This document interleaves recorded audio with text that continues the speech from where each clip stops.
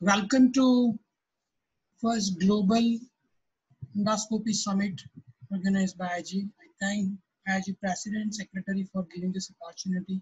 Topic given to me is laparoscopy, vaginoplasty, peritoneal pull-through technique versus standard Makindo technique. How I do it. If you see the historical aspect of vaginoplasty, there are right from 1800 century, and these are the classical Makindo techniques since 1938. A lot of people are doing, but what today I'm going to talk about is a peritoneal pull-through technique and its clear-cut advantages over standard Makindo technique. Now, clinical presentation. In general, patient present to us after the age of normal menstruation of 14, 15, she had a primary amenorrhea. A lot of times she may have monthly pain, dysmenorrhea. She may feel little mass in the lower abdomen. Dyspareunia if somebody is trying to do circulation near the urethra and perineum. Most of the time diagnosis missed at birth, but when she doesn't menstruate, her relative, patient's relative and patient comes to gynecologist and she reaches near the puberty. To look at the incidence, it's 1 in 3,000 to 4,000 Mullern malformation. Classical Emarcate syndrome, there's absent uterus, absent vagina. Secondary sex characters are normal with phenotype with genetic milieu XX, normal. We must screen for associated urological malformation, maybe in a sonography or may require CT or MRI. Now, we have done about 42 cases at our Jyoti hospital from year 2002 to 2020. In 3 cases, there was a ectopic pelvic kidney and there is no skeletal anomalies and genotype XX. Was the screening done in a preoperative assessment. We generally do a clinical assessment, that is secondary sex character, breast development and other things. Pubic hair, of course, sonography and chromosomal analysis. Now standard 4 techniques being practiced today in the world. The simplest is vaginal dilatation, Makindo technique, that is split thick skin graft has been taken from the thigh and being used. Laparoscopic Vachiti technique, and today what I'm going to talk about is laparoscopic peritoneal pull-through technique. The criteria of any surgical procedure, what it should be? The technique should be easier and better. These are the criteria from which a technique should be assessed. Technique should be easy vaginal dissection, which offers preventing injury to bladder, urethra, and rectum. Good vaginal depth after operation. Ovaries are behind the neophonics, so one can do normal home pickup because she had normal ovaries and XX genotype. So they can take home pickup and they can plan IVF, ART with son of their mother. And of course, most important is secondary and satisfactory sexual function. Now, if you look at the technical understanding of this particular technique, just look at this figure.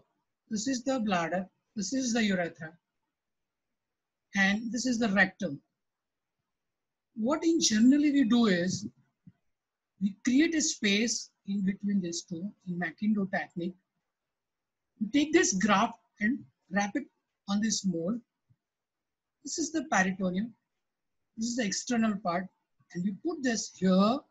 And we take a stitch here, stitch here. This is classically we do in a Makindo technique. So now if you understand here, if this peritoneum can be brought down and mobilized to here, means You can understand here, this is the bladder and urethra, this is the rectum and anal canal. If this peritoneum, this much only can be mobilized here and can be stitched with here, this neovagina can be covered with peritoneum. This is what we need to understand. Again, let me show you the absent uterus, the tube, a rudimentary uterus, and this absent vagina. So what you need to do is take this peritoneum down at these level. This is what exactly you need to do. So when we start laparoscopy, somebody starts vaginal dissection, you put a transverse incision here, put a Foley's catheter, put a rectal probe, and when you do laparoscopy, it is the light globe from above, and a pneumoperitoneum helps to remain in a correct cleavage between urethra and bladder anteriorly and rectum posteriorly. So this actual technique also helps in doing a proper dissection between two. So just look at this. This is how we put a 3 centimeter transverse incision here, and you go on continuing doing a dissection, and somebody is doing a laparoscopy from above. So you just identify the uppermost limit of this bladder, okay, because we need to prepare a peritoneal flap. That is the purpose, because we want to mobilize, we want to utilize this mobilized peritoneum for the neovagina. So this is the rudimentary part of the absent uterus here. This is the bladder here, and this is how from one round ligament to another round ligament, you just continue doing a dissection with a harmonic scalpel. You can see here, and simultaneously somebody is doing a dissection here with a fulcrum here, and you can use a dilator or anything, but you go on doing dissection till you reach to the peritoneum.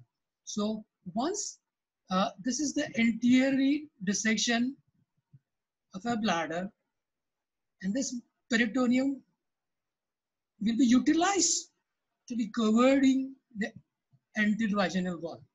I'll show you how exactly we will be utilizing it. Very same way, once this has been done anteriorly, okay, and this is the bladder. So make sure that you are not dissecting in a wrong cleavage. Posteriorly also, this is the rectum. These are the uterosacral ligament. Find out the cleavage here.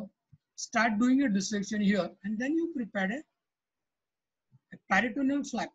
Peritoneal flap. Now there are different ways of preparing a peritoneal flap. One of the ways, you hold this peritoneum with artery forceps or a claw forceps, and from below you can dissect with a peanut.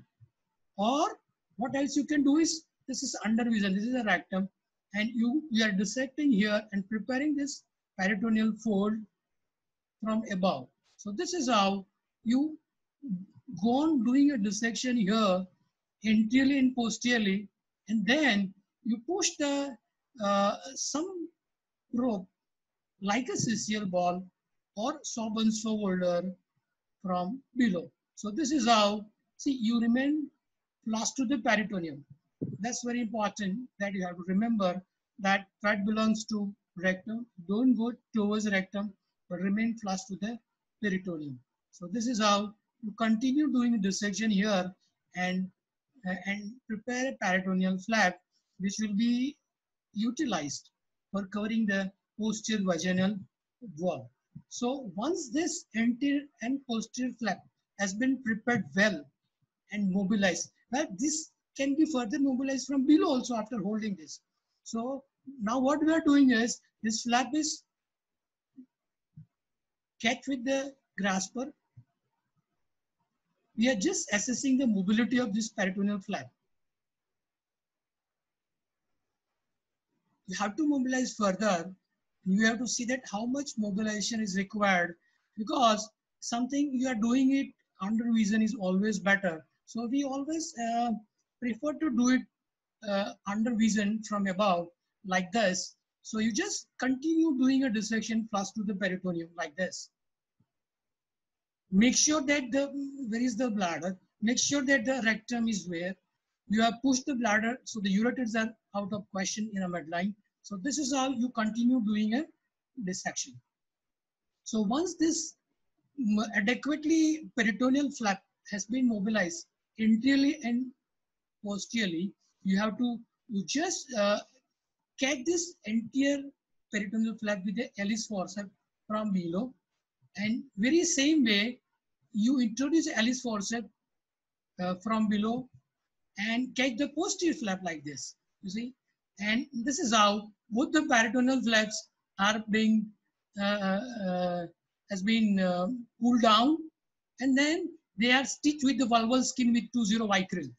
Okay, and then you put a mold like this. This is a mold which is kept it here, and then 10 centimeter beyond the introitus, you take a pulsing suture starting from midline, then a round ligament. Then this is the part of a rudimentary uterus. Then you have to be careful that you don't injure the ureter. So locate the ureter, lift the peritoneum, identify it, and then take a stitch. This is how 10 centimeter beyond the introitus, you take a stitch near the muscularis part and serosal part of rectosigmoid in a midline. And same way, then you can continue on the, this is the pararectal stitch is being taken, not on a rectosigmoid. So that also you can do it.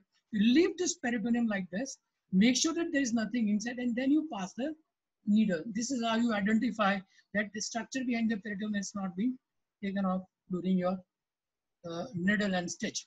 So this is how you continue taking stitches on rudimentary uterus on left side, a round ligament on this, and then again coming back to the midline from where you started taking stitches. Now what we do is we take this needle part here, cut it here, and take this end outside. Prepare extracorporeal note, and then with a knot pusher, what you do is gently you push it. So you see that this everything comes out in a midline. This is the knot pusher. You can see how beautifully it is.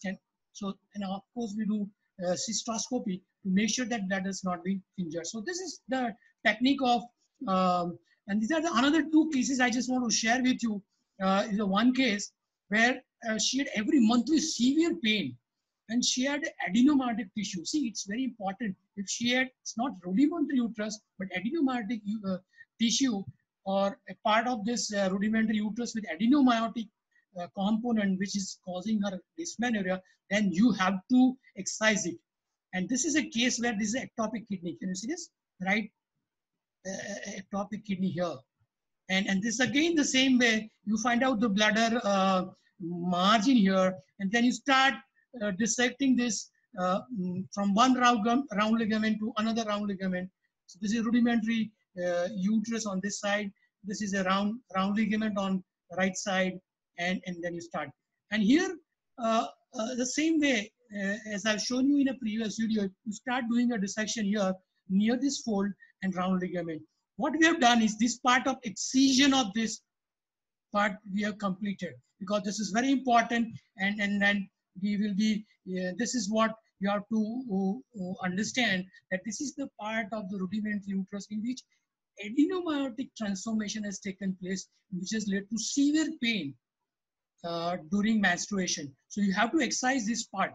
So first thing is you dissect the bladder sufficiently down, and then you just, excise this particular rudimentary uterus part, because otherwise, even though if you do vaginoplasty, she may have continued pain. So in certain cases, you have to do it like this. See, you can see this adenomyotic part of the uterus, rudimentary uterus, okay? And then we start with the very same method of, dissecting near the midline, and then to the one round ligament to another round ligament, dissecting the bladder well. And the principles are same. You have to dissect the bladder well, so bladder and ureter goes down. So while you are preparing this peritoneal something called flaps and bringing them in a midline, ureter or bladder may not get affected. So that is something which is very important. You can see it here. It's the peritoneal flap we are preparing here. This is how you have to prepare a peritoneal flap. See this? This is how you have to prepare. Same way, here also, I'm just trying to show you how the peritoneal flap is being prepared here. So this is how you have to prepare anterior and posterior peritoneal flap. And then once both peritoneal flap has been prepared, there are different techniques of once you are done a dissection right up to here, only the no zero tissue is left. So you open this and you can see that Soban over here. And then take this peritoneum. So what I'm doing is taking a stitch here on the anterior peritoneum and stitch here, posterior peritoneum. And this both peritoneum with the stitches pulled down and brought outside and taken stitch with the vulval skin. And here you can see that same the space has been opened up here, and this is the peritoneal flap, and this is how you prepare a peritoneal flap and take them below down like this, okay. And then you put a vaginal stand like this, and then you start taking a posting suture. But here, very important, there is a pelvic kidney here, so you have to be very careful that this may not affect the ureter. So this is how. And same thing, I think I have already shown you how we do. These are the various vaginal stents we use in a patient. So use this vaginal. This is the candle we use. You cut it like this. You apply a condom like this, and then citalopram betadine. And every night she has to put it inside. The varieties of vaginal stents can be utilized. This is the post-operative result you can see. And we take after 6 weeks when we have taken cytology, it showed a stratified squamous epithelium. So, and now I just wanted to compare this technique of peritoneal pull-through technique, that here patient can be discharged in 24 to 48 hours. This is very important. You see, a minimum post-operative care and an excellent result. I must say that I think time doesn't permit me to do. This is what the post-operative, we have done a follow-up of this, all the patients in 42 cases regarding sexual function, and they're resuming to the different activities. And 12 cases have become mother, genetic mother of genetic child with the help of surrogate and IVF. So advantages are performance is at higher level, so good vaginal depth and sexual function is good. Ovaries are exactly behind your vagina, so home pickup is good, and surrogate mother can help for IVF issues. So to conclude my presentation, patient's own peritoneum is used as a graft. Pneumo helps in doing safe dissection. Mobilized peritoneum is used to cover the new vagina, and minimum post-operative care, an excellent result. Thank you very much for patient hearing.